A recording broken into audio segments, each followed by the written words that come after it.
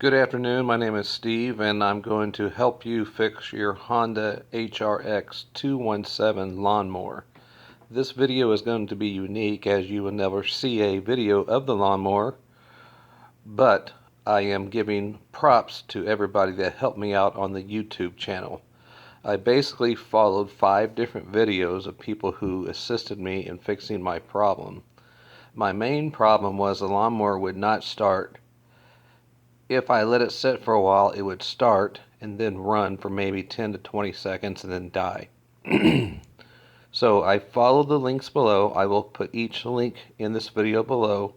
I highly recommend you guys watch at least the top 3. Fortunately for me, the last one I did not have to use. That was not my issue. But again, I'm going to give credit to everybody that did help me. I appreciate it, and their links are copied below. Just a few tips. When you start, you obviously have to remove the carburetor because that was where my problem was. When I removed the bowl, and again, these terms may mean nothing to you at this time, but once you watch the videos below, it will explain everything in detail. But when I removed the carburetor bowl, I was expecting a bunch of grease and dirt in there. There was nothing. But what was ironic was fuel. When I turned the fuel line on, it would constantly run in the bowl. So I think that was flooding the engine.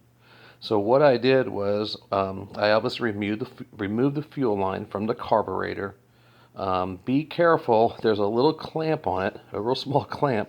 And I guess I thought I lost it, but when I got all done with everything, I found it on the ground. So again, I'm just your average Joe guy, but I put it on without the clamp. So I hope that's going to be okay. But anyway, let's go back to starting. When you're removing the fuel line, make sure don't lose the fuel clamp. That's one tip. Another tip was try to remember where everything goes. For example, the throttle spring. There's like a couple of little metal pins or something. I'm not really sure what the names are. Again, look at the videos below. They will definitely help you out. I would recommend taking a picture of your before, what your lawnmower looks before you do anything. My float and my float valve look good, but again, I cleaned it and then I reinstalled it. Make sure you put that little float valve. There's a real small pin about that big, and that's very tricky to get in there. Again, follow the videos below. I unscrewed the jet in the carburetor once I got the carburetor out, and the very first video link below is the one that helped me the most. And I basically stuck a screwdriver up there and unscrewed it, and when I did that, I thought I was going to get the jet all the way out. I couldn't get it out for some reason. Maybe my HR217 lawnmower is a little bit older than the guys on the video. Anyway, his was able to come out. I couldn't get mine out. So I soaked everything in gasoline. I took a safety pin and stuck it up there, up the jet, and cleaned out that. So basically, gasoline and WD-40 instead of carburetor cleaner fixed everything. I'm not really sure exactly what I did.